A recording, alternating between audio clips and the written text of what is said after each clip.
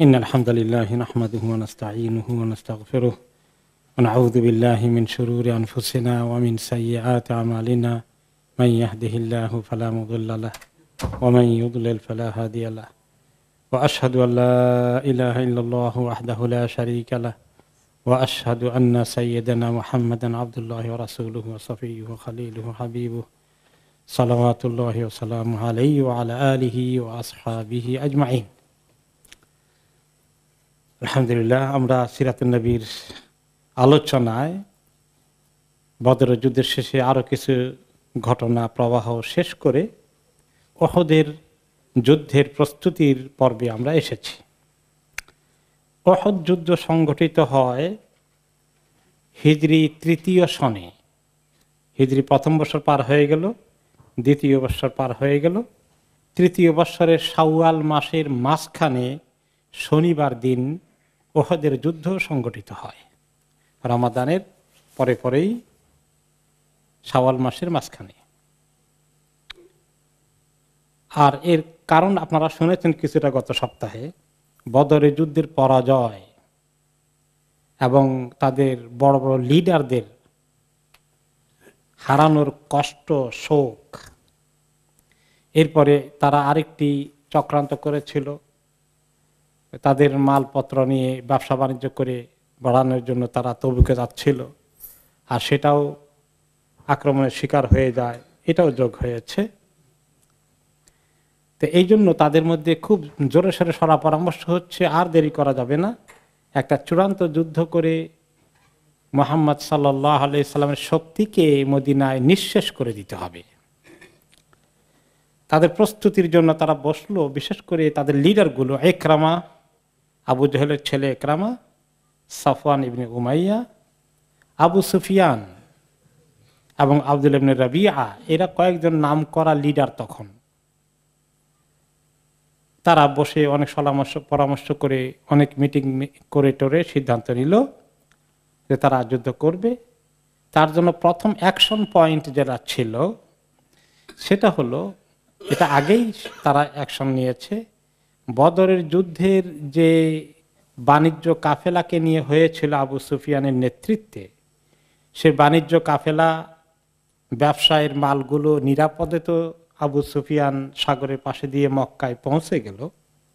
আর যেই বদর যুদ্ধের খবর আসলো, তখন তারা সবাই গিয়ে এই ব্যবসায়ের মালের যারা পার্টনার ছিল অথবা যারা এগুলাকে ইম্পোর্ট করেছিল, যাদের অর্ডার ছিল, এই সবগুলো ব্যবসায়ীদেরকে লক্ষ্য করে আবু সুফিয়ান সহ তাদেরকে কনভিন্স করলো যে দেখো, বদর যুদ্ধে মুহাম্মদ আমাদের কি ক্ষতি করেছে, তোমাদের অনেকেরই নিজের আপনজন হারিয়েছ, বড় লিডারগুলোকে হারিয়েছি, এখন আরেকটা যুদ্ধের জন্য আমাদের যথেষ্ট টাকা পয়সা লাগবে। সেটার জন্য এই যে মাল আমরা নিয়ে এসেছি সিরিয়া থেকে নিরাপদে, এই মালকে সবাই মিলে এখন ওয়াকফ করে দাও মুহাম্মদের বিরুদ্ধে যুদ্ধ করার জন্য। এই মাল কেউ আর তোমরা নিও না। সবাইকে উদ্বুদ্ধ করা হলো এবং সবাই রাজি হয়ে গেল। এবং এইটাই হলো উহুদ যুদ্ধের বড় সরঞ্জাম সাপ্লাই দেওয়ার মতো পুঁজি। সেখানে প্রায় তারা পাওয়া গেল তাদের সম্পদ হিসাবে, সেগুলো দিয়ে 1000 উটের বহর জোগাড় করা গেল এবং প্রায় 50,000 স্বর্ণ মুদ্রা পাওয়া গেল, 50,000 গোল্ডেন কয়েন, বিরাট অ্যামাউন্ট। এটা তাদের রেডি হয়ে গেল যে তাদের অর্থনৈতিক অস্ত্র শস্ত্র, খাবার দাবার, রসদপত্র সিকিউরড হয়ে গেল। এখন বাকি থাকলো তাদের সৈন্যবাহিনী বিরাট করে বহর তৈরি করার জন্যে। তা কোরাইশের নিজেদের মক্কার আশেপাশে যারা আছে তারা তো রেডি আছে, এর আশেপাশে কিছু কবিলা তিহামা অন্যান্য এলাকায়, তাদের কাছেও তারা অ্যাপিল করলো যে তোমরা সবাই আমাদেরকে সাহায্য করতে এগিয়ে আসো, তোমাদের সৈন্যবাহিনী দেওয়ার জন্য তোমাদের লোকজন পাঠাও। এবং বিভিন্ন কবিলায় গ্রামে গ্রামে গিয়ে তাদেরকে যুদ্ধের জন্য উৎসাহিত করতে, ইয়াংদেরকে, তখনকার জমানায় তো আর রেডিমেড আর্মির কোনো বাহিনী ছিল না, তাই না? তো সবাইকে উৎসাহিত করতে হবে। উৎসাহিত করার জন্যে নাম করা কিছু বক্তা, কিছু কবি, তখন আরব দেশে কবিতার ব্যাপক প্রভাব ছিল।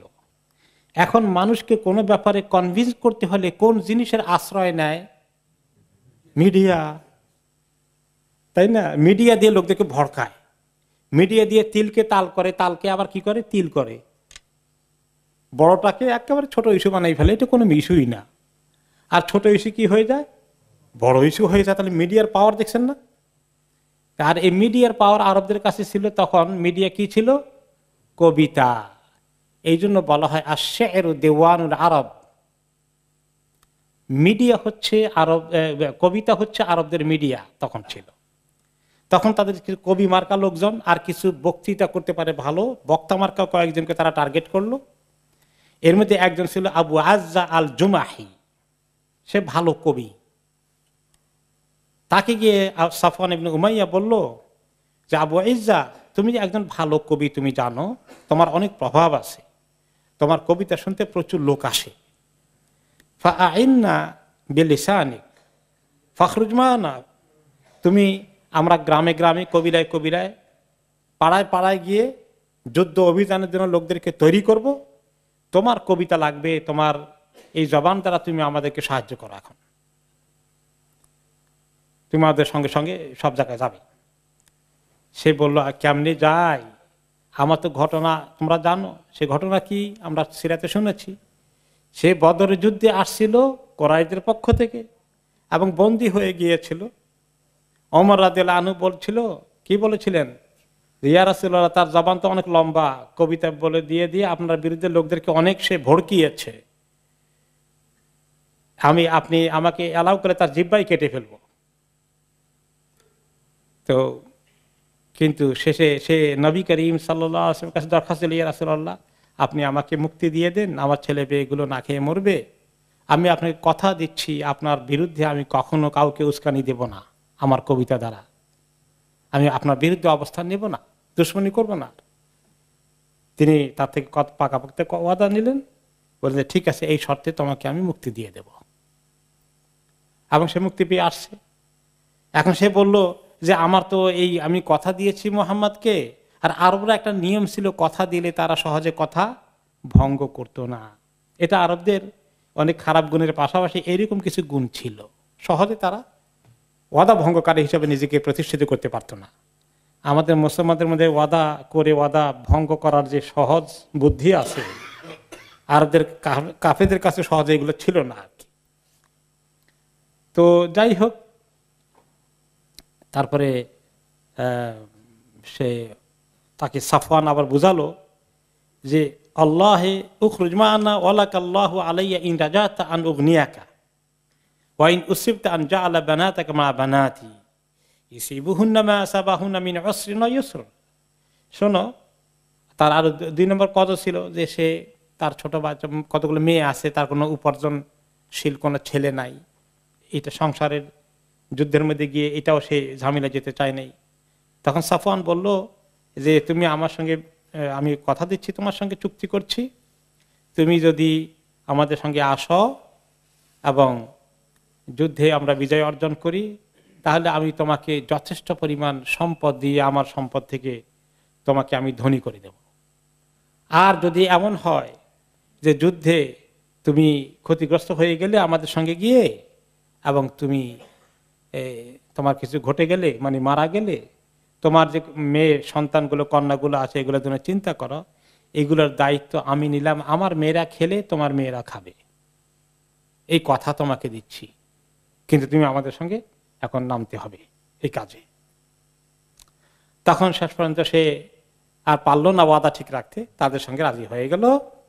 এবং সেই আবু আজ্জা, আরেকজন ছিল মুসাফে ইবনে আব্দে মানাফ, হুবাইরা ইবনে আবি ওয়াহাব, এই 3 জন তারা খুব নামকরা কবি ছিল, কাব্য রচনা করত। এরা বিভিন্ন পাড়ায় পাড়ায়, বিভিন্ন অঞ্চলে অঞ্চলে গিয়ে লোকদেরকে মদিনার বিরুদ্ধে যুদ্ধ করার জন্য প্রস্তুতি নিতে উৎসাহিত করলো, এবং বেশ কিছু সোলজার, ইয়াং বাহিনী সে জোগাড় করতে সক্ষম হলো। প্রস্তুতির অংশ হিসেবে আরেকটা হলো হামজা রাদিয়াল্লাহু আনহুকে কতল করার জন্য প্রস্তুতি নিচ্ছে আরেকজন, সে হচ্ছে জুবাইর ইবনে মুতঈম। তার একটা কৃতদাস ছিল হাবশি, তার নাম ছিল ওয়াহশি। এই ওয়াহশিকে সে ছিল খুব এক্সপার্ট বর্ষা নিক্ষেপ করতে, তার খুব টার্গেটকে সে মিস করে না সহজে।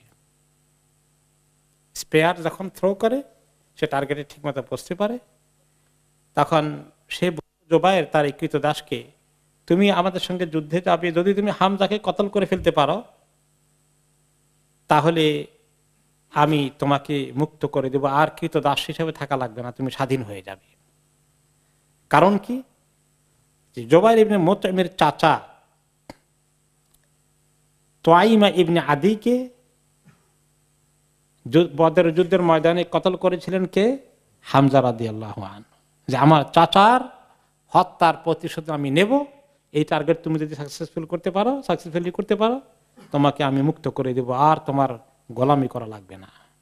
আরেকটি প্রস্তুতি, সে আরেকটু রিহার্সাল করে এখন সে 4 জনে রেডি হচ্ছে। এভাবে কুরাইশরা তাদের প্রস্তুতি নিচ্ছে। এরপরে এর সঙ্গে আরেকজন যোগ হলো, তার নাম হচ্ছে আবু আমের নামে এক লোক। আবু আমের আরেকটি কবিরার অংশ ছিল, সে তেহামা এলাকা মিন কেনানা থেকে।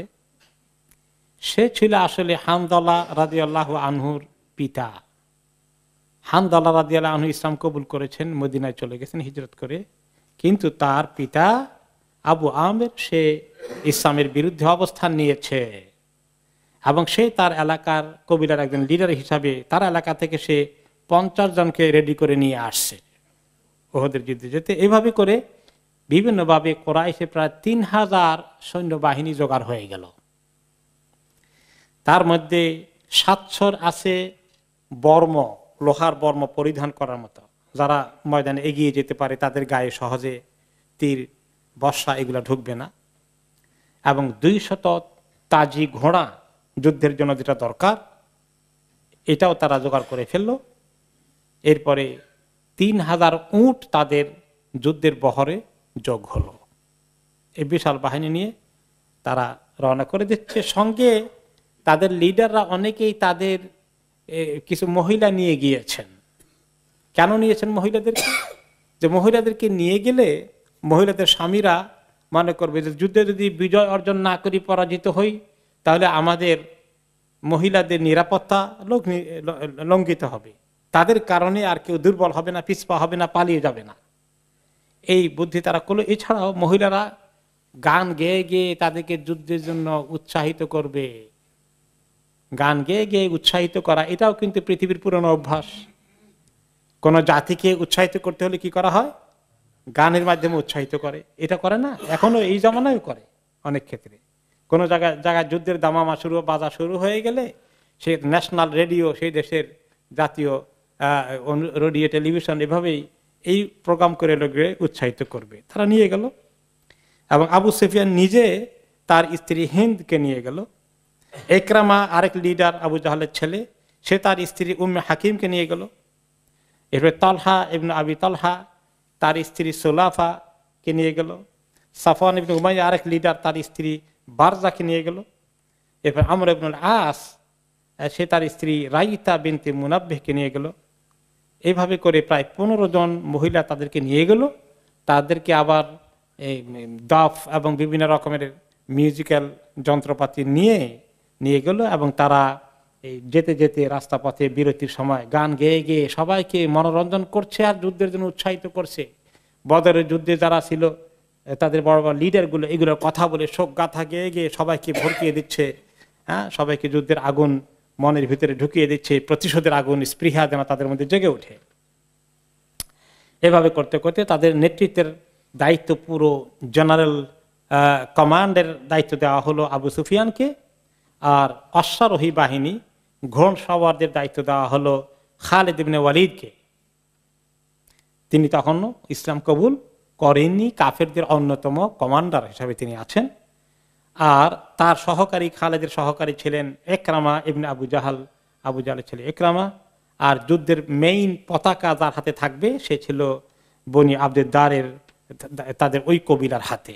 এইভাবে তারা তাদের দায়িত্ব বন্টন করে রওনা করে দিল। নবী করিম সাল্লাল্লাহু আলাইহি ওয়াসাল্লাম এখন জানেন না কিছু, এখনো জানতে পারেননি। মক্কায় যুদ্ধের প্রস্তুতি চলছে জোরে সোরে, কিন্তু ওনার চাচা আব্বাস রাদিয়াল্লাহু আনহু তখন মক্কায় আছেন। আপনারা জানেন বদরের যুদ্ধে তিনি অ্যারেস্ট হয়েছিলেন। এরপরে পণ মুক্তি দিয়ে তিনি নিজেকে মুক্ত করে, তিনি মুক্তিপণ দিয়ে তিনি নিজেকে মুক্ত করে চলে আসেন। উনি কিন্তু আসলে ভিতরে ভিতরে তিনি ইসলাম কবুল করেছিলেন কি আগে কি করেন নাই, এটা নিয়ে দ্বিমত আছে অনেকেরই মতামত। তিনি ইসলাম কবুল করেন নাই, কিন্তু মুহাম্মদ সাল্লাল্লাহু আলাইহি ওয়াসাল্লামের প্রতি তিনি প্রচন্ড দুর্বল।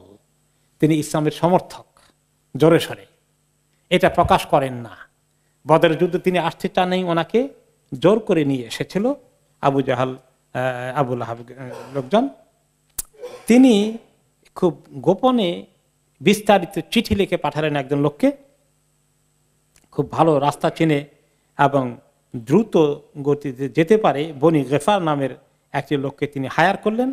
বললেন যে তুমি 3 দিনের মধ্যে মদিনায় পৌঁছতে হবে, তাজি ঘোড়া নিয়ে যেভাবে পারো তুমি ব্যবস্থা করো, খুব দ্রুত গতিতে যেতে হবে। মদিনায় যেতে সাধারণত 1 সপ্তাহের কম যাওয়া যায় না জেনারেল জার্নিতে, তো 1 সপ্তাহে ওরা পৌঁছে যাবে। এই জন্য বলে তুমি 3 দিনে পৌঁছতে হবে তোমাকে। ঠিক কি সে 3 দিনে পৌঁছে গেল, খবর নিল। মদিনায় পৌঁছার আগে তো কুবার পল্লী আসে, ওখানে গিয়েই খবর পেল যে রাসূলুল্লাহ সাল্লাল্লাহু আলাইহি ওয়াসাল্লাম ওই সময় মদিনা থেকে কুবাতে ভিজিটে এসেছেন সাহাবীদের সঙ্গে দেখা করতে। ওখানে ওনাকে মিট করলো, গোপনে চিঠি দিল, হস্তান্তর করলো ওনার কাছে। নবী করিম সাল্লাল্লাহু আলাইহি ওয়াসাল্লাম উবাই ইবনে কাব রাদিয়াল্লাহু আনহুকে বললেন চিঠিটা পড়ো। পড়ে সব খবর তিনি পেয়ে গেলেন। বললেন যে এই চিঠির খবর যেন কেউ না জানে, গোপন রাখো। তারপর দ্রুত গতিতে তিনি মদিনায় চলে আসলেন।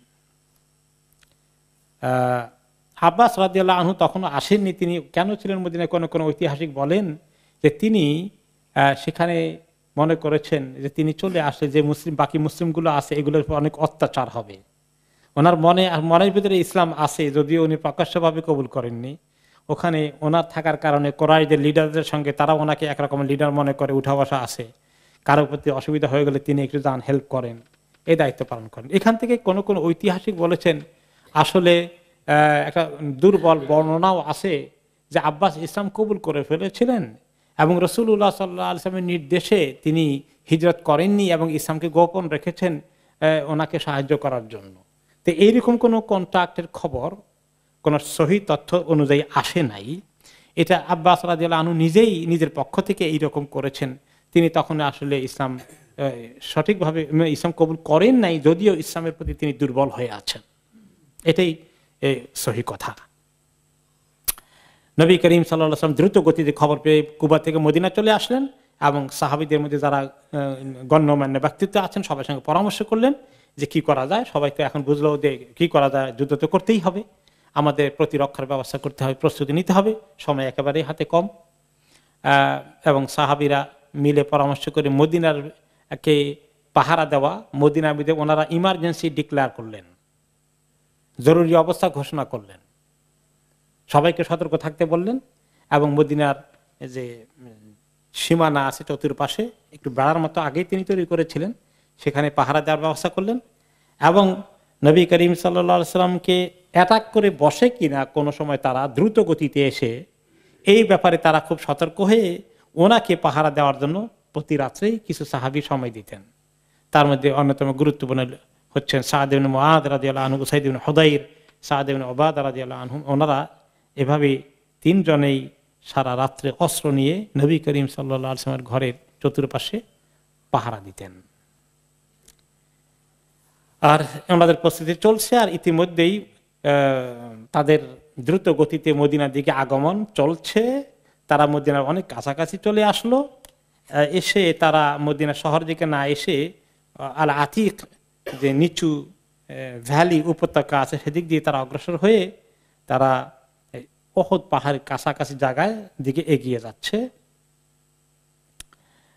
সেখানে তারা অবস্থান নিল। তারা সেখানে পৌঁছলো বৃহস্পতিবারের রাত্রে, আর সেটা ছিল বৃহস্পতির রাত্রটা ছিল শাওয়াল মাসের 5 তারিখ, যুদ্ধ হবে 15 তারিখে।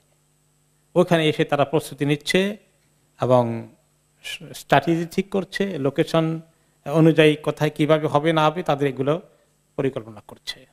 এই খবর ইতিমধ্যে আবার মদিনায় পৌঁছে গেল, যে তাদেরকে দেখা যাচ্ছে, খবর এসে গেছে, তারা পৌঁছে গেছে অমুক জায়গায়।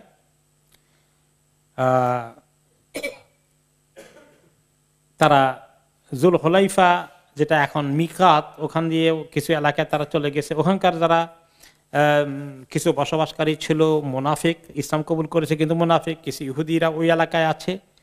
তারা বিভিন্ন খবর সবার মুসলমানদের মধ্যে ছড়িয়ে দিচ্ছে, গুজব রচনা করছে এবং সবার মনকে দুর্বল করে দিচ্ছে যে এবার মুসলমানদেরকে শেষ করে দেওয়া হবে।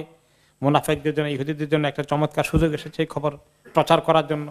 যখন এরকম ভয়ের খবর পৌঁছিয়ে দেয়, তখন তো মানুষের মনে আতঙ্ক সৃষ্টি হয়ে যায়। এই কাজ তারা শুরু করে দিল। আর তাদের এক্সাক্ট সিচুয়েশন কি, প্রস্তুতি কি পর্যায়ে আছে, এইটা জানার জন্য নবী করিম সাল্লাল্লাহু আলাইহি ওয়াসাল্লাম ওনার গোয়েন্দা পাঠালেন দুইজন, আনাস এবং মুআনিস নামে। ফাদলা নামে এক সাহাবীর দুই ছেলে, তারা মুসলিম, তাদেরকে তিনি খবর পাঠালেন যে তোমরা যে কোনোভাবে ওদের শিবিরে গিয়ে, তাদের ক্যাম্পে গিয়ে খবর নিয়ে আসো, কি অবস্থা তাদের, কত লোক, কেমন তাদের বাহিনীর সংখ্যা, কেমন উট কেমন, ঘোড়া কেমন, কতগুলো নিয়ে আসে, অস্ত্রশস্ত্র কেমন ইত্যাদি।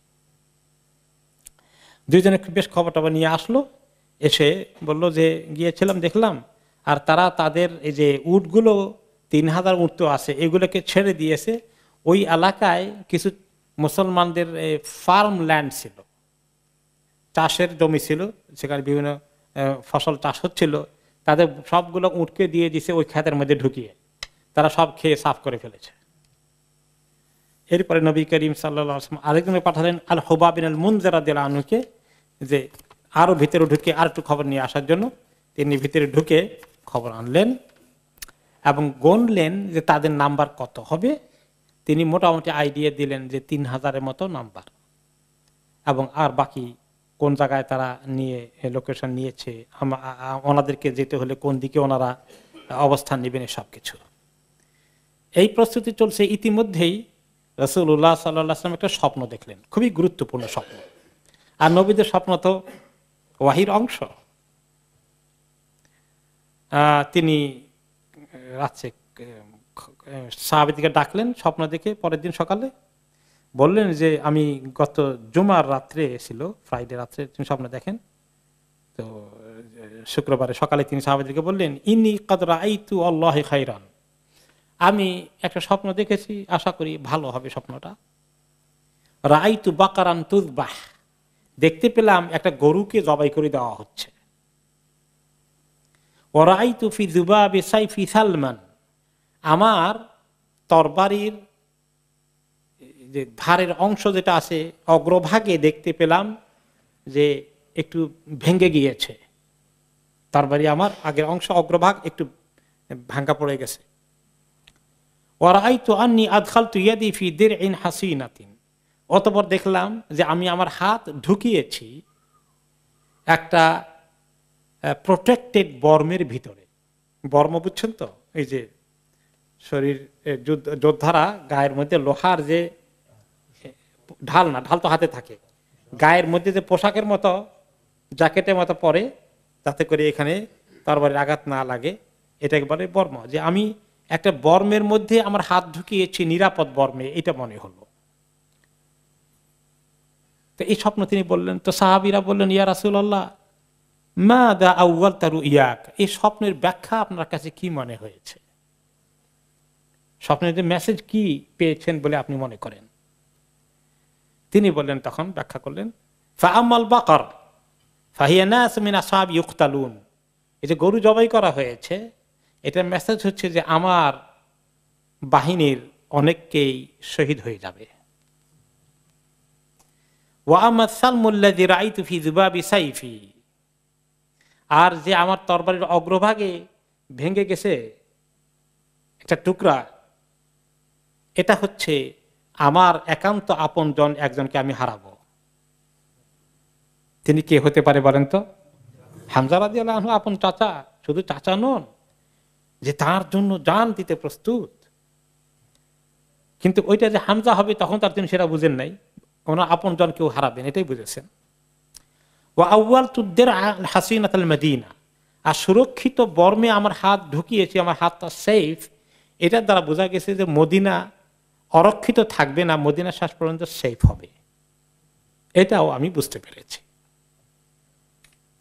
অন্য রিওয়ায়াতে আসছে, তিনি বললেন যে আমি দেখলাম স্বপ্নে যে আমার যে তরবারি সেটার বুকটা ভাঙ্গা, আর সেটা হচ্ছে ফাইদা হুয়া মা উসিবা মিনাল মুমিনিনা ফি ইয়াউম উহুদ, এটার দ্বারা ইঙ্গিত আছে যে উহুদের ময়দানে আমার লোকজন কিছু ক্ষতিগ্রস্ত হয়ে যাবে। সুম্মা হাজাজতুহু উখরা, অতবার আমি আমার তরবারিকে আবার ঝাঁকা দিলাম, দেখি যে আমার তরবারি আবার পুরো হয়ে গেছে। প্রথম ঝাঁকা দিয়ে দেখি যে আমার তরবারি ভেঙে গেল একটা অংশ বুকের মধ্যে। এটার দ্বারা আমি অর্থ করেছি যে আমার লোকজন আমি হারাবো অনেক। আর দ্বিতীয়বার যখন আবার স্বপ্নের মধ্যে আমি তরবারিকে ঝাঁকা দিলাম, তখন দেখি যে তরবারিটা আগের মতো আবার হয়ে গেছে, কমপ্লিট হয়ে গেছে। ফাইদা হুয়া মা জাআ বিহিল্লাহু মিনাল ফাতহ, এর অর্থ হচ্ছে শেষ পর্যন্ত আল্লাহ তাআলা আমাকে একেবারে পরাজিত করবে না, বিজয় তো ভাগাভাগি হয়েছে, ওনাদের কিছু বিজয় হয়েছে, কাফেরদের কিছু বিজয় হয়েছে, তা আমাদের কিছু বিজয় হবে। আর মোমেনদেরকে আমি শেষ পর্যন্ত সবাইকে আমি হারাবো না, আমার দলকে পুনর্গঠিত করতে পারবো শেষ পর্যায়ে, এটাও আমি মেসেজ পেলাম। অতঃপর নবী করিম সাল্লাল্লাহু আলাইহি সাল্লাম পরামর্শ করেন যে কিভাবে যুদ্ধের স্ট্র্যাটেজি কি হবে, আমরা কি ওদিকে যাব না মদিনায় থাকবো। উনি বরঞ্চ নিজে বললেন রাসূলুল্লাহ সাল্লাল্লাহু আলাইহি সাল্লাম যে আমার ওপিনিয়ন হচ্ছে উমকুসু ফিল মদিনা, তোমরা মদিনায় থাকো, আমরা মদিনা থেকে বের না হই। আর মহিলাদেরকে এবং ছোট বাচ্চা কাচ্চাদেরকে আমাদের ঘর বাড়িতে না রেখে একটা উঁচু টিলার মধ্যে সেফ জায়গায় রাখি, তাদের চতুর্পাশে কিছু পাহারার ব্যবস্থা করে রাখি, আর মদিনা থেকে আমরা বের না হই। আর কাফেররা যেন মদিনায় অ্যাটাক করতে মদিনায় ঢুকে যায়, এই চান্স আমরা দেই। ফাইন দাখালা আলাইনাল কওমু কাতালনাহুম ফিল আজিক্কা, যখন তারা আমাদের অলিতে গলিতে ঢুকে পড়বে, আমরা আগেই অলিতে গলিতে ওঁত পেতে থাকবো, আর তারা ঢুকলেই তাদেরকে আমরা অ্যাকশন নেব। এইটা উনি যুদ্ধের স্ট্র্যাটেজি হিসাবে পরামর্শ দিলেন। আর তিনি আরেকটি রিওয়ায়াতে আসছে যে ফারামাহুম নিসাউ মিন ফাওকিল হিতান, যে মহিলারা যদি নিরাপদ জায়গায় আশ্রয় থাকে সেখান থেকে তারা অন্তত পাথর টাথর কিছু তাদের উপরে নিক্ষেপ করতে পারবে। এভাবে করে মদিনার ভিতরে থাকার তিনি সিদ্ধান্ত দিলেন। এটাই ছিল মেজরিটি মুরব্বী সাহাবীদের অপিনিয়ন। মুহাজির এবং আনসারদের মধ্যে যারা সিনিয়র বয়সের দিক থেকে তারা এরকম পরামর্শ দিলেন। এবং তাদের সঙ্গে আব্দুল্লাহ ইবনে উবাই রাইসুল মুনাফিকিন, মুনাফিক লিডার যেটা ছিল, সেও ছিল সেখানে, সেও এটাতে এই পরামর্শ দিয়েছিল। কারণ তার পরামর্শের এক কারণ, আর বাকি সিনিয়র সাহাবীদের পরামর্শের আরেক কারণ। তার পরামর্শের কারণ হবে সে তো যুদ্ধ করতে চায় না, খামাখা বাইরে গিয়ে বিপদে পড়া দরকার, মদিনা থাকলে বাঁচা যাবে। আর ওনাদের পরামর্শ ছিল যে নবী করিম সাল্লাল্লাহু আলাইহি ওয়াসাল্লাম যে স্ট্র্যাটেজি ঠিক করেছেন যে ভিতরে থাকলেই বোধহয় যুদ্ধে সুবিধা করা যাবে, এইটার কারণে ওনাদের পরামর্শ ছিল। সেটা আসলে যুদ্ধ না করারই তার খেয়াল। ওকে, এরপরে আসলো এখন মুরব্বীদের পরামর্শ পরে ইয়াং লোকেরা বলল, এটা একটা কথা হলো নাকি, আমরা যখন জাহিলি জমানায় মদিনায় কোনো দুশমনকে ঢুকতে অ্যালাউ করিনি, ইসলাম কবুল করে তো আমরা এখন আরো শক্তি অর্জন করার কথা। এখন দুশমন মদিনায় এসে গেলে তো এই দূর পর্যন্ত তাদেরকে আমরা সাহস দিয়ে দিলাম, মদিনায় ঢুকে গেল, তাহলে যেটা আমাদের জন্য একটা নেগেটিভ নিউজ হয়ে যাবে।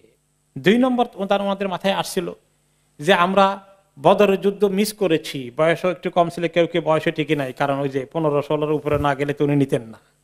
তারা এখন এই বয়স পার হয়ে গেছেন, ইয়াং মানুষ। তারা বলে যে বদরের যুদ্ধের সাহাবীরা যারা ময়দানে যুদ্ধ করেছেন, যারা শহীদ হয়েছেন, যারা শহীদ হন নাই, তাদের ব্যাপারেও এত ফজিলত আছে। হাতে বিভিন্ন বালতার কাহিনী থেকে মনে আছে তো, যে উনি এমন অন্যায়ের একটা কাজ করে ফেললেন, হুদায়বিয়ার সুন্দর চিঠি দিয়েছিলেন মক্কায় কাফেরদের কাছে, গোপন খবর ফাঁস করে দিয়েছিলেন। ওনাকে ধরে আনা হলো যখন, ওমর রাদিয়াল্লাহু আনহু বলেন যে মুনাফিকি করেছে, এর কল্লা উড়িয়ে দেই ইয়া রাসূলুল্লাহ, আপনার হুকুম থাকলে।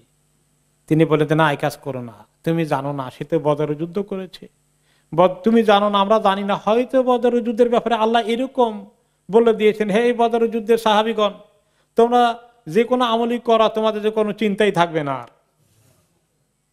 তো কাজেই বদরের যুদ্ধ আমরা মিস করেছি, আমরা কি ওহদ মিস করবো? শহরের ভিতরে লুকিয়ে থেকে থেকে ইয়া রাসূলুল্লাহ আমরা ময়দানে গিয়ে মোকাবিলা করব, শাহাদাতের সুযোগ আসলে শাহাদাত নেব, তা নাহলে বীর দর্পে যুদ্ধ করব। আমরা আল্লাহর কাছে দেখাইতে চাই যে আমরাও বদরের যুদ্ধের যোদ্ধাদের মতোই আছি, আমরা তাদের পিছনে না। তাদের খুব বলিষ্ঠভাবে তারা এই কথা বলে ফেললো। তো এইগুলা তিনি শুনলেন। শোনার পরে এখন আব্দুল্লাহ ইবনে উবাই দেখতেছে যে ওই দিকে তো মেজরিটি রায় দিয়ে ফেললো, ইয়াংদের নাম্বার বেশি, ইয়াংরা তো জলপথ বেশি থাকে মুরব্বীদের তুলনায়। তখন সে আবার পাল্টা বললো, ইয়া রাসূলুল্লাহ আকিম বিল মাদিনা লা তাখরুজ ইলাইহিম, আপনি মদিনা থাকেন, মদিনা থেকে বাইরে হবেন না। কারণ মদিনা থেকে আমাদের হিসাব হলো যে মদিনা কোনো দুশমন ঢুকলে সেফ থাকে নাই, আর আমরা বাইরে গেলে আমাদের রিস্ক হয়ে যায়। যাই হোক, কিন্তু শেষ পর্যন্ত নবী করিম সাল্লাল্লাহু আলাইহি ওয়াসাল্লাম যখন দেখলেন ওই দিকে মত বেশি এবং বলিষ্ঠভাবে ইয়াংরা মত দিয়েছে, তখন শেষ পর্যন্ত তিনি তাদের কথাই শুনলেন। বললেন যে শাআনুকুম ইদান, তোমরা মেজরিটি যদি চাও মদিনা থেকে বেরিয়ে যাবে, আমি মেজরিটির এগেইনস্টে যাব না। সিদ্ধান্ত হলো আমরা বেরিয়ে যাব, তাদেরকে ওহদের ওখানে গিয়ে মোকাবিলা করব। এরপরে নবী করিম সাল্লাল্লাহু আলাইহি ওয়াসাল্লাম সাহাবীদেরকে জুমার দিনে খুতবা এবং পরবর্তী পর্যায়ে তিনি কয়েকবার তাদেরকে নসিহত করলেন যে দুশমন যখন মোকাবিলা করবে আল্লাহর উপরে তাওয়াক্কুল করতে হবে, সবরের সাথে ধৈর্যের সাথে পরিস্থিতি মোকাবিলা করতে হবে, এবং আল্লাহ রাব্বুল আলামিন তাহলে আমাদেরকে সাহায্য করবেন। আর আমরা যদি মন দুর্বল হয়ে যায়, আমরা যদি আল্লাহর উপরে তাওয়াক্কুল কমে যায়, আমরা যদি কাপুরুষতা দেখাই, তাহলে তো আল্লাহর সাহায্য দূরে চলে যাবে। তারপরে তিনি টাইম ঠিক করে দিলেন, আসর নামাজ পড়লেন। আসরের পরেই সবাইকে তিনি জমায়েত হতে বললেন। সবাই মসজিদের পাশে জমায়েত হয়ে গেল। অতঃপর নবী করিম সাল্লাল্লাহু আলাইহি ওয়াসাল্লাম নিজের ঘরে ঢুকলেন নিজেকে প্রস্তুত করার জন্যে। তো উনি আসতে একটু দেরি হচ্ছে, সবাই অপেক্ষায় আছে, উনি এত দেরি করছেন কেন? বেশ একটু দেরি হয়ে গেল। তখন সাদ ইবনে মুআজ, উসাইদ ইবনে হুদাইর, ওনারা মদিনার আনসারীদের অন্যতম লিডার, ওনারা চিন্তায় পড়ে গেলেন যে তিনি কি আমাদের যারা খামাকা অতি উৎসাহীর কথা বলেছে মদিনায় থাকার, মদিনা থেকে বেরিয়ে যাবে, এই কারণে তিনি জিনিসটা কি অপছন্দ করেছেন? তখন বকাবকি করলেন ইয়ংদেরকে, তোমরা কেন এটা করতে গেছো? আল্লাহর নবী পরামর্শ যেটা দিয়েছেন সেটা শুনো না, নিজেরা বেশি মাতবরি করো। তাদেরকে একটু বকাবকি করলেন। ওনার কাছে ওহী আসে আকাশ থেকে, আল্লাহ পাঠান, কাজে ওনার কথা তোমরা কেন শুনবে না? কেন নিজেরা খামাকা তোমরা পরামর্শ দিতে গিয়েছ উল্টা পাল্টা? তো ওনাদের কথা শুনে আবার যারা বেশি উৎসাহী ছিল তারা এখন মনটা দুর্বল হয়ে গেল, কি করলাম আমরা, আসলে কাছে বোধহয় ভালো করিনি, এই একটা হেজিটেশনের মধ্যে আছে। তো তারা চিন্তা করছে যে ঠিক আছে, তারা সবাই মিলে যাবে রাসূলুল্লাহ সাল্লাল্লাহু আলাইহি ওয়াসাল্লামের কাছে, ওনাকে বলবে যে ইয়া রাসূলুল্লাহ আমরা আসলে একটু বেশি বাড়াবাড়ি করে ফেললাম কিনা, আপনি যেটা ভালো মনে করেন সেটাই করেন। এইরকম করে মাইন্ড ঠিক করলেন যে ওনার কাছে গিয়ে ওনাকে এই দরখাস্ত দিবেন। ইতিমধ্যেই রাসূলুল্লাহ সাল্লাল্লাহু আলাইহি ওয়াসাল্লাম বেরিয়ে আসেন ঘর থেকে, রণে সজ্জিত হয়ে, যুদ্ধের সাজ সজ্জিত হয়ে। তিনি একটা না দুইটা বর্ম পরেছেন, মাশাআল্লাহ। তারপরে তরবারি, ওনার যে জুলফিকার তরবারি যেটা ছিল সেটা কাঁধের মধ্যে লটকিয়ে একদম খোলা তরবারি নিয়ে। তো সবাই যখন দেখলো যে উনি প্রস্তুত হয়ে চলে আসছেন, অবশ্য সবাই কাছে সেই কথাই বলেন, ইয়া রাসূলুল্লাহ মা কানা লানা আন নুখালিফাকা ইয়া রাসূলুল্লাহ, আমরা সবাই রিয়ালাইজ করেছি যে আমরা আপনার মতের বিরুদ্ধে মত দেওয়া কিছুতেই ঠিক হয় নাই। ওয়ালা নাস্তাকরিহুকা আলাল খুরুজ, আমরা আপনাকে বাধ্য করব বাইর হয়ে যেতে, এই কানটা আমরা উইথড্র করতেছি। ফাসনা মা বাদালাক, আপনি যেটা ভালো মনে করেন আপনি নিশ্চিন্তে সেই সিদ্ধান্ত দিয়ে দেন। তো নবী করিম সাল্লাল্লাহু আলাইহি ওয়াসাল্লাম বললেন, মা ইয়ানবাগি লিনাবিয়্যিন ইযা লাবিসা লা'মাতাহু আন ইয়াদআহা হাত্তা ইয়াহকুম আল্লাহু বাইনাহু ওয়া বাইনা আদুওয়িহি। কোন নবী যদি আল্লাহর রাস্তায় যুদ্ধ করার জন্য সিদ্ধান্ত নিয়ে ফেলে, বাইর হওয়ার সিদ্ধান্ত নিয়ে ফেলে, তাহলে তার জন্য কখনো উচিত নয় সিদ্ধান্ত থেকে আবার সরে আসা। সিদ্ধান্ত হয়ে গেছে, দ্যাট ইজ ফাইনাল। হেজিটেশনে এক পা আগে আরেক পা পিছনে, এরকম করে কোন নবী সিদ্ধান্ত কখনো নেন না, এটা আল্লাহ পছন্দ করেন না। যতক্ষণ না আল্লাহ ফয়সালা না করে দিবেন আমাদের মধ্যে এবং দুশমনদের মধ্যে, আমরা বেরিয়েই যাব এবং সেটা মোকাবিলা করেই ফয়সালা হবে ইনশাআল্লাহ। হেজিটেশনে থাকেন নাই। হেজিটেশনে থাকলে এই যে সিদ্ধান্ত নেওয়া, আল্লাহ তাআলা অন্য জায়গায় বলেছেন ফাইদা আযামতা ফাতাওয়াক্কাল আলাল্লাহ, যখন সিদ্ধান্ত নিয়ে আল্লাহর সঙ্গে আল্লাহর উপর তাওয়াক্কুল করে ফেলো, একবার আগে একবার পিছে, এরকম হেজিটেশন করলে মানুষের কোনো ভালো সিদ্ধান্ত নিতে পারে না। এটা ঠিক নয়। এখন সিদ্ধান্ত নেওয়ার পরে আবার যদি পিছনে তখন কিছু লোকে বলবে যে এই দেখো আমরা যাবো মনে করছি, কিছু লোকে আবার ওয়াসওয়াসা দিয়ে ওনারে আবার পিস্টন দেওয়া দিল। তো এইরকম কিছু একটা সিদ্ধান্তহীনতার একটা অসুবিধা, কিন্তু কন্টিনিউ করতে পারে পরে, এই জন্য তিনি আর রাজি হলেন না, অথবা অর্ডার দিয়ে দিলেন যে আমরা এখন রওনা করে দেব। রওনা করার আগে তিনি ঠিক করে দিলেন ডিসিপ্লিন কমান্ড কার হাতে কিভাবে দেবেন। আওস তো বড় কবিলা, সে আওসের কবিলার গ্রুপের বাহিনীর সর্দার উসাইদ ইবনে হুদাইরকে ওনার হাতে তাদের ফ্ল্যাগ তুলে দিলেন। আর খাজরাজ বড় কবিলার তাদের অন্যতম সর্দার আল হুবাব ইবনে মুনজিরকে তার হাতে ওনার পতাকা তুলে দিলেন মুহাজিরদের, খাজরাজদের। আর মুহাজিরদের পতাকা তুলে দিলেন মুসআব ইবনে উমাইর রাদিয়াল্লাহু আনহুর কাছে। এরপরে নবী করিম সাল্লাল্লাহু আলাইহি ওয়াসাল্লাম আব্দুল্লাহ ইবনে উম্মে মাকতুম, যিনি অন্ধ সাহাবী ছিলেন, ওনার মুয়াজ্জিন ছিলেন, ওনাকে তিনি মদিনায় দায়িত্ব দিয়ে গেলেন এবং নামাজের ইমামতির দায়িত্ব দিয়ে গেলেন মসজিদের মধ্যে। কারণ কিছু লোক তো এখনো যারা দুর্বল, বুড়া বাচ্চারা যারা নামাজ পড়বে তাদেরকে তিনি এই ইমামতির দায়িত্ব তিনি ওনাকে দিয়ে গেলেন। এরপরে ওনার প্রায় 1000 বাহিনী নিয়ে তিনি রওনা করে দিলেন এবং সামনে দুই সাদ ওনার সামনে থেকে ওনার সামনে পাহারা দেওয়ার কাজ করতেন। এই দুই সাহাদের একজন হচ্ছে সাদ ইবনে মুআদ, আরেকজন হচ্ছে সাদ ইবনে উবাদা রাদিয়াল্লাহু আনহুমা, এবং তারাও তাদের গায়ে বর্ম ছিল। হামজা বের হয়েছেন, হামজা বেচারার গায়ে কোনো বর্ম ছিল না, তিনি খালি সাদার কাপড়ে বের হয়ে গেছেন। এরপরে নবী করিম সাল্লাল্লাহু আলাইহি ওয়াসাল্লাম রওনা করার আগে সবাইকে বললেন, সবাই লাইন ধরো, সবাইকে একদম লাইন মতো যেভাবে দাঁড়ানো দরকার যুদ্ধের ময়দানে কিভাবে দাঁড়াবে সেটা ট্রেনিং এখানে দিলেন। তারপরে দিয়ে ওনার বাহিনী নিয়ে তিনি চললেন। কিছুক্ষণ পরে তিনি শাইখাইন নামে একটা এলাকা আছে সেখানে পৌঁছলেন। সেখানেই তিনি সবাইকে বললেন যে এবার লাইন করে দাঁড়াও।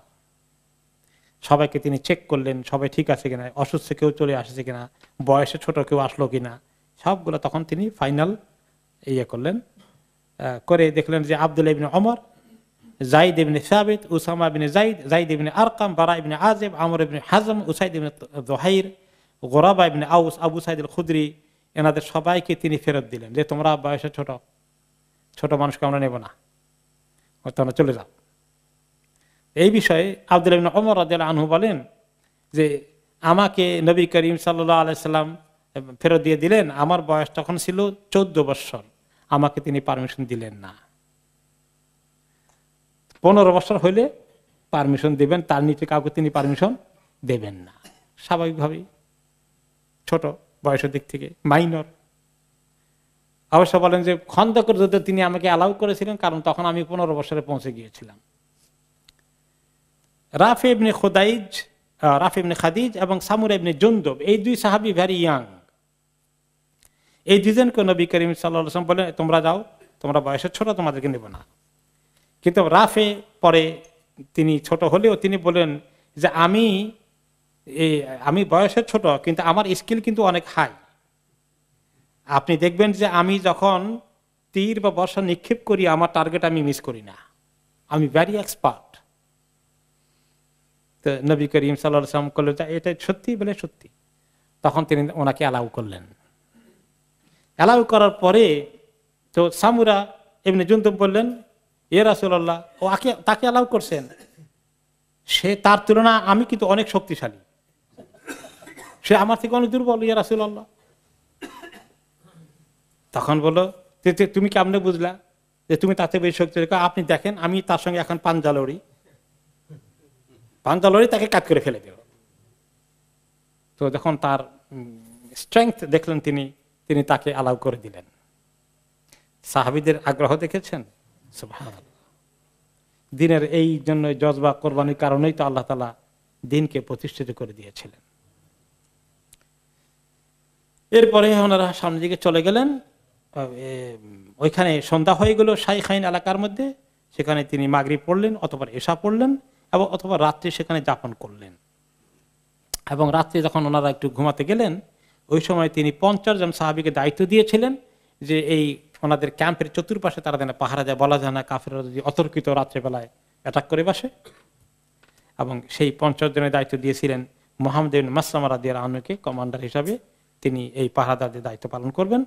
নবী করিম সাল্লাল্লাহু আলাইহি ওয়াসাল্লাম নিজেও একটু রেস্ট নিলেন, ঘুমালেন এবং ওনার নিরাপত্তার দায়িত্ব পালন করলেন পাহারা দেওয়ার জন্য যাকওয়ান ইবনে আব্দুল কাইস রাদিয়াল্লাহু আনহু, তিনি ওনাকে পূর্ণাঙ্গভাবে পাহারা দিচ্ছিলেন। এরপরে ফজরের বেশ আগে তাহাজ্জুদের সময়ে তিনি উঠে গেলেন, সবাইকে ডাকলেন, বললেন যে এখন আমরা এই ফজরের বেশ কিছু আগে অনেকক্ষণ হাঁটবো। এই সময় সকাল সকাল এই রাতের শেষ অংশে শবে সাদেকের টাইমের আগে এই সময় হাঁটাটার মধ্যে অনেক বরকত হয়। তিনি বললেন যে আমরা একটু হাঁটবো, অন্ধকার হলেও রাস্তা চিনে যে এরকম সাহাবী আবু হাসামা আল হারিসিকে জোগাড় করলেন যে তুমি রাস্তা চিনিয়ে নিয়ে যাও। এরপরে তিনি সেভাবে ওনাদেরকে গাইড করে নিয়ে গেলেন এবং শাওয়াদ নামে একটা এলাকায় পৌঁছলেন। সেখানে পৌঁছার সঙ্গে সঙ্গে সঙ্গে ফজরের ওয়াক্ত হয়ে গেল। সেখানে তিনি বেলাল রাদিয়াল্লাহু আনহুকে হুকুম দিলেন, তিনি আযান দিলেন। নবী করিম সাল্লাল্লাহু আলাইহি সাল্লাম ফজরের আযান দিলেন, ফজরের জামাত পড়ালেন। আর ইতিমধ্যেই ওই এলাকা থেকেই 300 সৈন্যের বাহিনী নিয়ে আব্দুল্লাহ ইবনে উবাই ইবনে সালুল সেখান থেকে আর সামনে না যাওয়ার সিদ্ধান্ত নিল এবং সে বলল যে মুহাম্মদ নাকি আমার কথা শুনলো না, আর চাংড়া প্যাংড়া ছোট ছোকরাদের কথা শুনে সিদ্ধান্ত দিল। এই সিদ্ধান্তে আমি নাই। 300 লোককে নিয়ে সে ওনার থেকে বেরিয়ে গেল, মদিনার দিকে চলে গেল। ওমান লা রাইয়া লাহু, যাদের কোনো বুদ্ধি নাই, যাদের কোনো এক্সপেরিয়েন্স নাই লাইফের মধ্যে, এরকম ছোকরাদের কথা শুনলো আর আমার কথা শুনলো না, কাজে আমি নাই। আমি বুঝতে পারি না আমরা ওখানে গিয়ে কেন খামাকা তাদের সামনে গিয়ে আমরা মরার জন্য যাব, মরতে যাবে কেন ওদের সামনে গিয়ে? হে লোকেরা সব ফেরত যাও, সবাইকে উৎসাহিত উস্কানি দিচ্ছে। তো তার সঙ্গে তার কিছু সাঙ্গপাঙ্গ এবং তাদের ভিতরে কিছু মুনাফিকি আছে, দুর্বল মনা, শোভা সন্দেহের ভিতরে ডুবে আছে যারা, তারা এই সব মিলে প্রায় 300 লোক আর সামনে যেতে রাজি হলো না। এখন থাকলো কত? 1000-এর মধ্যে আর 700 থাকলো। তো কিন্তু তারা যখন চলে যাচ্ছে ফেরত, এক সাহাবী আছেন সাহসী আব্দুল্লাহ ইবনে আমর ইবনে হারাম রাদিয়াল্লাহু আনহু, জাবের রাদিয়াল্লাহু আনহুর পিতা, তিনি তাদের দিকে একটু ধেয়ে গেলেন, গিয়ে বলেন ইয়া কওম উযাক্কিরুকুমুল্লাহ আল্লা তাখযুলু কওমাকুম ওয়া নাবিয়্যাকুম ইনদামা হাদারা মিন আদুওয়িহিম। শোনো, তোমরা কি কাজ করছো? এটা আল্লাহর নবী মদিনার লোকদেরকে নিয়ে দুশমনের মোকাবেলা করতে সামনে পৌঁছে যাচ্ছে, আর এই সময় তোমরা তাদেরকে এইভাবে ছেড়ে চলে যাচ্ছ, খুবই অন্যায় কথা। তোমরা এই কাজটা ঠিক করছো না, তোমরা সিদ্ধান্ত পাল্টাও। তখন তারা বলল লাউ না'লামু আন্নাকুম তুকাতিলুনা মা আসলামনাকুম, আরে যুদ্ধ হবে তবে না, আমরা যদি শিওর হতাম যুদ্ধ হবে তাহলে কি তোমাদেরকে ফেলে আসি নাকি? মনে হয় যুদ্ধ হবে তবে না, আসলে তোমরা চিন্তা করে দেখো চলে আসবে কিনা। বলা কিনা লা নারা আন ইয়াকুনা কিতাল, মনে হয় না যুদ্ধ হবে বলে। কিন্তু তারা এই কথা বলেই যখন চলে যাচ্ছে তখন তিনি বললেন, তাদের জন্য শোনাই দিলেন জোরে সোরে, আবাদাকুমুল্লাহু আদা আল্লাহ, আল্লাহর দুশমন গুলো তোমরা সব, আল্লাহ তোমাদেরকে দূরে নিক্ষেপ করে দিন। ফাসায়ুগনিল্লাহু আযজা ওয়া জাল্লা আনকুম নাবিয়্যাহু সাল্লাল্লাহু আলাইহি ওয়াসাল্লাম, আমার কনফিডেন্স আছে আল্লাহ নবীকে আল্লাহ তাআলা তোমাদেরকে ছাড়াই সাহায্য করবেন। মেসেজ স্ট্রংলি দিয়ে দিলেন। এদের উপলক্ষে পরবর্তী পর্যায়ে আল্লাহ তাআলা আয়াত নাযিল করেছিলেন সূরা আলে ইমরানের মধ্যে 166 থেকে 167 নম্বর আয়াতে আল্লাহ তাআলা তখন এই খবরটা দিয়েছিলেন, আউযু বিল্লাহি মিনাশ শাইতানির রাজীম ওয়ালিয়ালামাল্লাযীনা নাফাকু, যারা মুনাফিকি করেছে তারা জন্য জেনে নেয়, ওয়াকিলা লাহুম তাআলাউ কাতিলু ফি সাবিলিল্লাহি আও ইদফাউ, যখন তাদেরকে বলা হলো আসো আল্লাহর রাস্তায় লড়াই করো এবং প্রতিরোধ করো, ক্বালু লাউ না'লামু কিতালান লাত্তাবানাকুম, তারা উত্তর দিল আমরা যদি জানতাম যুদ্ধ হবে তাহলে তো অবশ্যই তোমাদের অনুসরণ করতাম। হুম লিল কুফরি ইয়াওমা ইদিন আকরাবু মিনহুম লিল ঈমান, আসলে সেদিন তারা ঈমান আর কুফরির দোদুল্যমানতায় থাকলেও তারা কুফরির অধিক কাছে ছিল, দূর থেকে একটু ঈমান থেকে একটু দূরেই তারা ছিল। ইয়াকুলুনা বিআফওয়াহিহিম মা লাইসা ফি কুলুবিহিম, তাদের মুখ দিয়ে এমন কথা বলে আসলে যেটা তাদের অন্তরে নেই। বলে যুদ্ধ হলে তো আমরা ছাড়তাম না, আসলে যুদ্ধ হবে এটা জেনেই তারা পালিয়ে যাচ্ছে।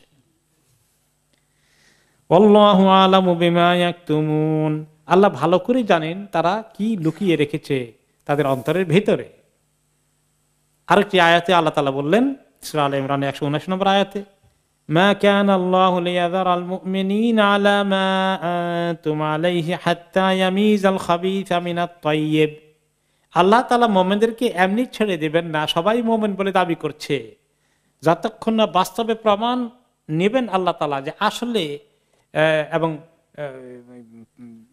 পরিষ্কার করে নেবেন এবং ঝালাই করে নেবেন যে কারা আসলে খবিস আর কারা তাইয়্যিব, নাপাকি কাদের মধ্যে আছে আর পাক পবিত্রতা কাদের মধ্যে আছে। এরকম একটা চ্যালেঞ্জে না ফেলে আল্লাহ তাআলা ছেড়ে দেবেন না এমনি। তো ওই যুদ্ধের চ্যালেঞ্জের মোকাবেলা বোঝা গেল মুনাফিকরা তারা যে কত নাপাক, তাদের ঈমান যে নাই, আর যারা সত্যি পবিত্র মনের অধিকারী, ঈমানের অধিকারী মুমিনগণ টিকে থাকলেন। 1000 লোক নিয়ে রওনা করেছে, 3 ভাগের 1 ভাগ চলে গেল, এখন তো সবার মন দুর্বল হয়ে যাওয়ার কথা, কিন্তু বাকিরা কি দুর্বল হয়ে গেছেন? তারা যাত্রা কন্টিনিউ করেছেন। এরপরে ইবনে সালুল যখন এই নিয়ে গেল লোকদেরকে নিয়ে, কিছু কিছু মুসলমান তখন বলল যে এক কাজ করি, এদেরকে আমরা, এরা মুনাফিকি করছে, এরা মনে হয় আমাদের দুশমনের সঙ্গে যোগাযোগ হবে, কাজে এখন আমাদের আগে কাজ হচ্ছে এই ঘরের দুশমনকে মোকাবিলা করা, যে তাদের বিরুদ্ধে আমরা যুদ্ধ করতে হবে। তো নবী করিম সাল্লাল্লাহু আলাইহি ওয়াসাল্লাম তো আর একমত হন নাই। আবার কিছু মুসলমান বললে না, দরকার নাই, নিজেরা মারামারি করা দরকার কি, দুশমন তো বাইরেটা আছে, ওইটা আগে মোকাবিলা করি। যাই হোক, তখন আল্লাহ তাআলা আরেকটি আয়াত নাযিল করলেন, ফামা লাকুম ফিল মুনাফিকিনা ফিআতাইনি ওয়াল্লাহু আরকাসাহুম বিমা কাসাবু, তোমাদের মধ্যে মুনাফিকদের বিষয়ে 2 দল হয়ে গেলে কেন? আবার তোমরা নিজেরা নিজেদের মধ্যে আবার মত বিরোধিতা, দ্বিমত পোষণ করা আবার হয়ে গেলে কেন? তোমরা এই ব্যাপারে ক্লিয়ার হয়ে যাও যে এরা তাদের বদ আমলের কারণেই তাদের সবকিছু উল্টাপাল্টা হয়ে গেছে, আল্লাহ তাদেরকে হেদায়েত থেকে বঞ্চিত করেছেন। এদের প্রতি তোমাদের আস্থা না রাখাই ভালো, এদেরকে বাদ দিয়ে তোমরা চিন্তা করো, ওদেরকে সঙ্গে রাখার চিন্তা করে কোনো লাভ হবে না। এরপরে আরো দুইটা কবিলা মদিনার, একটা হলো বনি সালামা আর একটা হলো বনি হারিসা, এরা 2টা কবিলার কিছু লোকজন আসছে, এই 700-র ভিতরে ওনারা আসেন। তারা যখন দেখলো যে আব্দুল উবাই ইবনে সুলুল চলে গেছে তার দল বল নিয়ে, ওনাদের মধ্যে কিছু ওয়াসওয়াসা সৃষ্টি হয়ে গেল। ওনারা আসলে মুনাফিক প্রকৃতির না, কিন্তু সাময়িকভাবে একটু ওয়াসওয়াসার শিকার হয়ে গেলেন যে তাহলে কি এখন তারা যদি চলে যায় আমরাও চলে যাব কিনা। তারা কিছু এরকম সামান্য একটু ঝুঁকেছিলেন, কিন্তু আল্লাহ রাব্বুল আলামিন তাদেরকে, তারা মোটামুটি মুখলেস মানুষ ছিলেন, একটু দুর্বলতা এসে গিয়েছিল, এই জন্য আল্লাহ তাআলা তাদেরকে এইরকম কোন নাপাক সিদ্ধান্ত নেওয়া থেকে বাঁচিয়ে দিয়েছেন। সে খবর আল্লাহ তাআলা পরে তারা বলে দেন, না এটা আমরা ওয়াসওয়াসার শিকার হয়ে গেছি, আমরা কেন আবার আমরা এরকম হেজিটেশনে আছি, আমরা অবশ্যই রাসূলুল্লাহ সাল্লাল্লাহু আলাইহি ওয়াসাল্লামের সঙ্গে সামনে এগিয়ে যেতে হবে।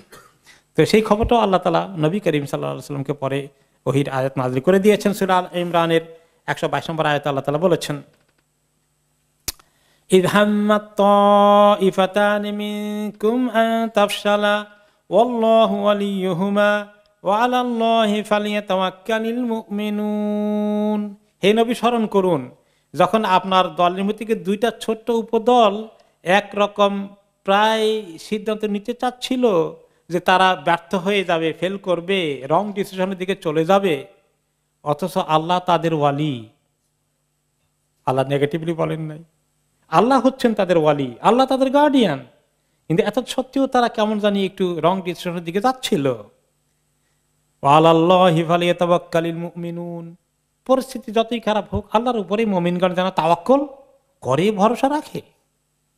তো এই আয়াত তাদের ব্যাপারে আয়াত নাযিল হওয়ার আগেই ওনারা ডিসিশন চেঞ্জ করে আল্লাহ রাসূলুল্লাহ সাল্লাল্লাহু আলাইহি ওয়াসাল্লামের সঙ্গে যাওয়ার জন্য সিদ্ধান্ত নিয়েছেন, একটুখানি হেজিটেশন করছিলেন শুধুমাত্র। তো পরবর্তী পর্যায়ে এটা তাদের জন্য একটা নেগেটিভ জিনিস হয়ে যায় না, এই 2 কবিলা লোকেরা এই একটা ফেল করতে যাচ্ছিল প্রায়। তো ওই কবিরার একজন আছেন জাবের রাদিয়াল্লাহু আনহু, তিনি বলেন নাযালাত হাযিল আয়া ফিনা, জানো এই আয়াতটা আমাদেরকে নিয়ে নাজিল হয়েছে, আমরা দুই কবিলার লোকদেরকে নিয়ে। তবে তোমরা মনে করতেছো আমাদের জন্য এই আয়াতটা একটু লজ্জার কারণ হয়ে গেছে না? ওকে, ওয়ামা উহিব্বু আন্নাহা লাম তানজিল, তো আমি মনে করি এই আয়াত নাজিল হওয়াটা যে কত ভালো হয়েছে আমাদের জন্য, এই আয়াত নাজিল না হওয়াটা কখনো আমি পছন্দ করতাম না। কারণ কি জানো, এই আয়াতের মধ্যে আমাদের ব্যাপারে একটা বিশেষ খবর আছে। সেটা কি? আল্লাহু ওয়ালিয়ুহুমা, এই দুই দলের ওয়ালি তো আল্লাহ, আল্লাহ আমাদের ওয়ালি। ইয়া আল্লাহ, আল্লাহু ওয়ালিয়ুল্লাযিনা আমানু, ওই যে সূরা বাকারাতে আয়াতুল কুরসির পর আছে আল্লাহ মুমিনদের অভিভাবক, ওয়ালি মানে অভিভাবক। আল্লাহ আমাদের অভিভাবক, আল্লাহ এই স্বীকৃতি আমাদের ব্যাপারে দিয়েছেন, এর চেয়ে বড় সার্টিফিকেট কি চাও আমাদের ব্যাপারে? এটা আমাদের কোনো ক্ষতির কারণ হয়নি, একটি ওয়াসওয়াসা হলেও আল্লাহ যে আমাদেরকে বর্জন করেননি, তিনি যে আমাদেরকে শাস্তি দেননি, বরং তিনি আমাদেরকে সিদ্ধান্ত উল্টিয়ে রাইট ডিসিশন আসার তৌফিক দিয়েছেন, এতে আমরা আল্লাহর প্রতি কৃতজ্ঞ।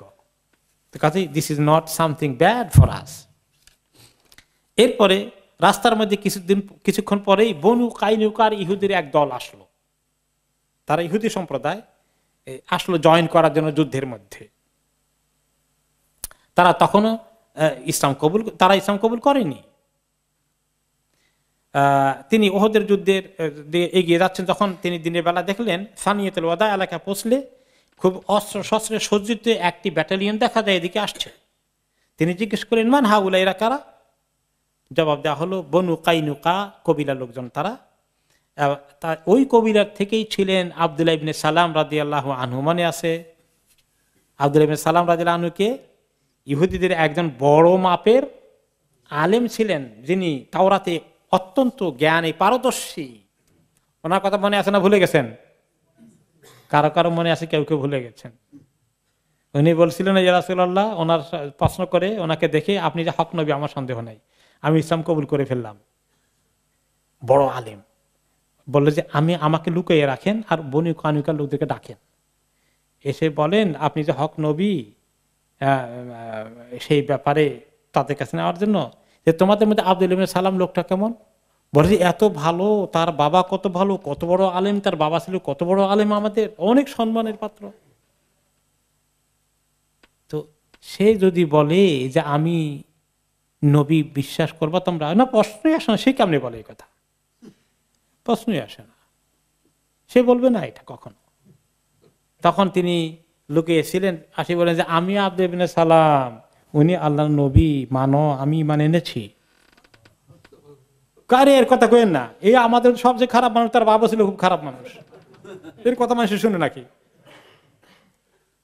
এই বনু কাইনুকা ওই গোষ্ঠীর আব্দুল সালাম ওখান থেকে বেরিয়ে আসছেন আব্দুল্লাহ ইবনে সালাম, আর আব্দুল্লাহ ইবনে উবাই ইবনে সালুল আবার ওই কবিলার লোক, ওই এলাকার লোক। তো তাদেরই ওই সেটা এক গ্রুপ নিয়ে চলে গেল, আর বাকিরা ছিল বনু কাইনুকার সঙ্গে, বাকিরা আসলো, তখন বললো যে আমরা আসছি আপনার সঙ্গে যুদ্ধে জয়েন করতে। এত ভালো খবর। কিন্তু নবী করিম সাল্লাল্লাহু আলাইহি ওয়াসাল্লাম বললেন আসলেমু, আমার সঙ্গে যখন যুদ্ধ করবা তো ইসলাম কবুল করো।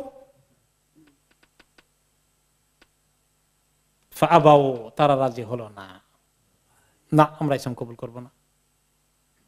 তখন নবী করিম সাল্লাল্লাহু আলাইহি ওয়াসাল্লাম বললেন ফালিয়ারজিউ ফাইন্না লা নাস্তাঈনু বিল মুশরিকিনা আলাল মুশরিকিন, তাহলে তোমরা চলে যাও, মুশরিকদের বিরুদ্ধে যুদ্ধ করতে গিয়ে আরেক মুশরিকদের সাহায্য নিব, এই কাজ আমরা করব না। তারপরে তিনি তাদেরকে ফেরত দিয়ে দিলেন, তারা চলে গেল।